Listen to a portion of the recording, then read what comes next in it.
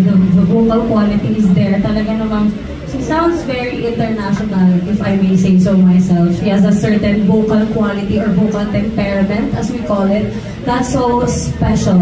And when we started, probably after 1 year of doing sessions, here came the concert last year. So I asked Miss Marian if she was okay if I included Zia at the concert.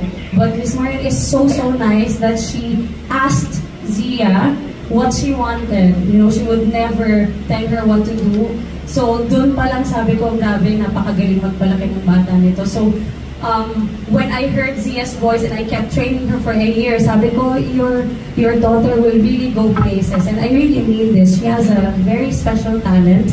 So last year, I gave her a solo part, Rise Up, which I think became viral. It was everywhere on the media.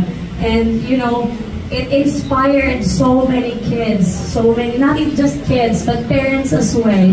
And everyone was surprised na ang ganda-ganda pala ng boses ni Zia. She's a very hardworking student. You know, I have no celeb students, and I probably have like 60 to 70 under my wing already. But wala po akong tamad na estudyante.